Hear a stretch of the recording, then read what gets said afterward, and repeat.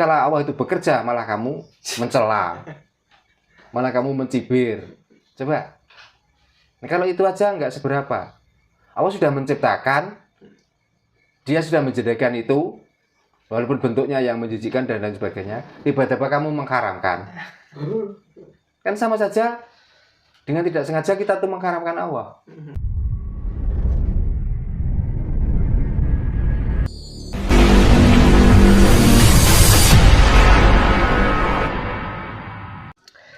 Pak, ini ada statement gini Pak Darno, nanti bisa dijabarkan Pak ya. Bahwa Allah itu namaku, Muhammad itu wujudku, Adam itu rupaku, dan manusia itu siriku atau rahasiaku. Monggo Pak bisa dijelaskan. Itu ciri-ciri. Oh gitu ya. Kalau namaku ya Ragil Sudarno, bukan Allah. Tapi di dalam Ragil Sudarno ada tanda-tanda kehidupan Allah. Karena Ragil Sudarno adalah hanya untuk melakukan pekerjaan Allah. Itu. Kalau Adam bukan di saya tapi di bapak saya. Kalau Nabi Muhammad di perilaku dan perbuatan saya. Sudah otomatisnya begitu ya. Ya memang begitu.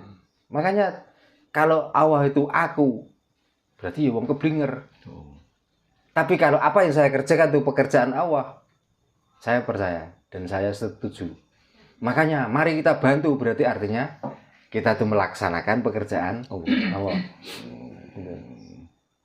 Kita sholat, itu pun pekerjaan Allah, bukan pekerjaan kita.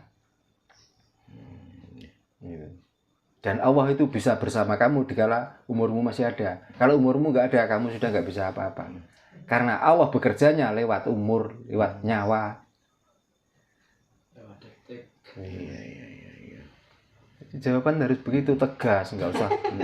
Ini dalam artian Allah yang gaib atau Allah yang nyata Pak? Maupun yang gaib, mau yang nyata, sama saja.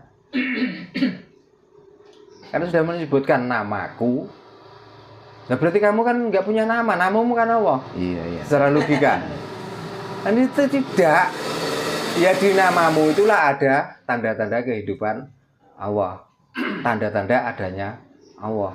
Maka apa yang kamu kerjakan itu pekerjaan Allah. Makanya dari dulu saya ajarkan, jangan pernah menyesali perbuatan masa lalu. Dan jangan pernah kamu merencanakan pekerjaan yang akan datang. Karena itu semua sudah pekerjaan Allah, sudah pekerjaan Tuhan. Kita ngomong besok, masih menunggu nanti malam tidur. Kita membicarakan umur kita sekian, itu sebenarnya perjalanan hidupmu itu loh sekian tahun. Tapi umurmu cuma 1 hari. Karena besok ini masih menunggu harapan kamu masih hidup enggak. Gitu loh. Makanya kalau ditanya umurmu berapa, awuren, gak usah kamu tunjukkan. Sadina suami ya. Ditanya karena yang dinamakan kelahiran. Kelahiran itu bukan kita di saat keluar dari ibu, bukan itu. Jadi kelahiran itu waktu roh ditiupkan ke dalam janin. Usia kandungan 4 bulan itulah kamu itu lahir. Karena yang dinamakan lahir bukan jasad ini, tapi yang dinamakan lahir adalah roh.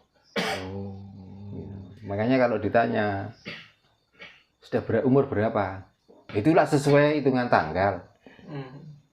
Lah rohmu itu berapa ratus tahun yang lalu sudah hidup kok. Makanya kalau ditanya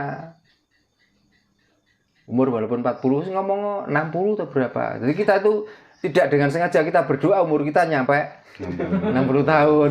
Gitu loh. Lah kalau dari tahun sekian sampai sekian itu adalah perjalanan hidupmu. Nah, yang ditakutkan kan iya kalau besok itu kita masih ada umur, kalau enggak. Gitu loh. Jadi walaupun bahasa kadang-kadang kita kafir itu enggak terasa. Nah itulah tanda-tanda orang kegelapan.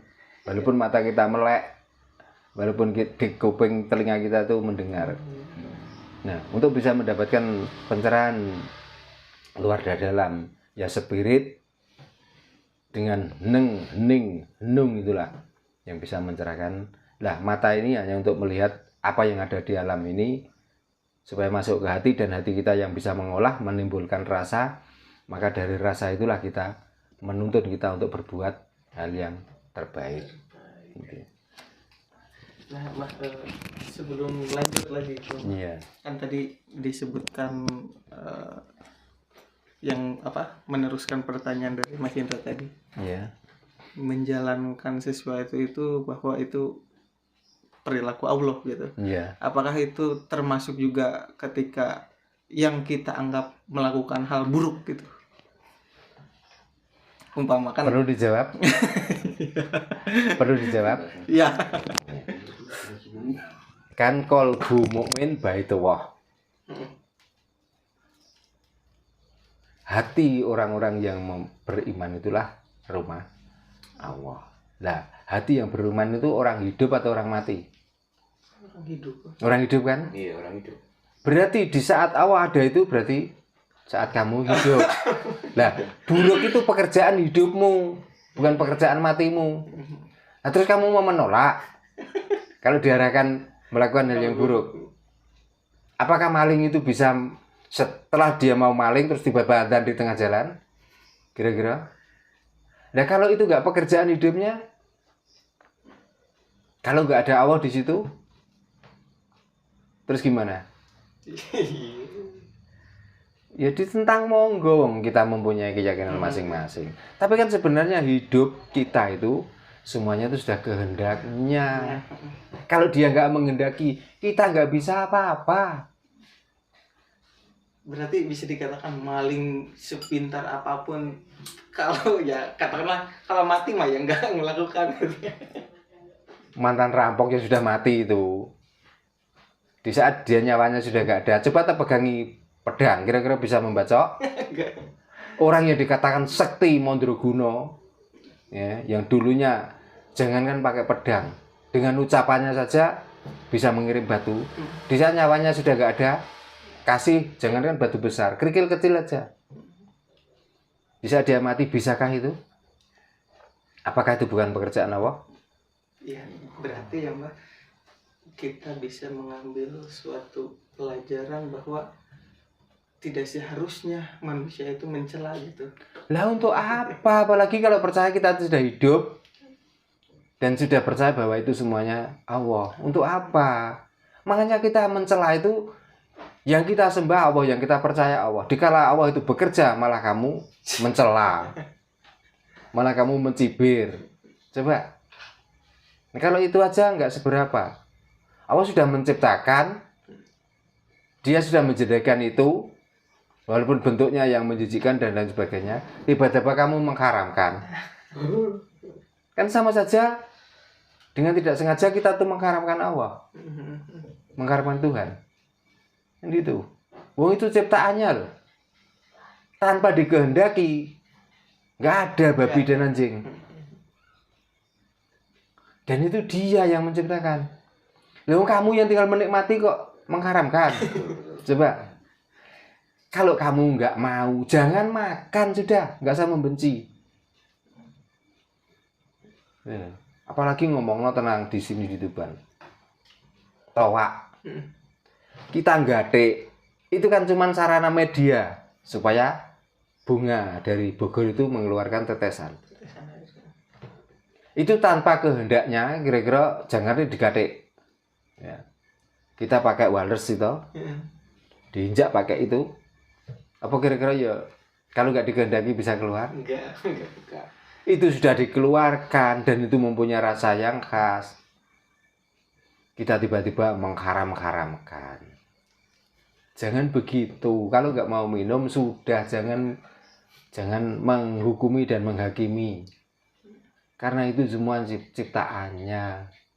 Makanya ciptaan itu ada yang boleh kamu makan, ada yang bukan boleh. Ada yang kamu itu bisa makan, ada yang kamu jijik untuk memakannya. Kalau ditanya jangan haram, saya jijik. Gitu loh. Kalau jijik alasanmu sudah benar. Lah kalau haram, menentang Tuhan lo ya.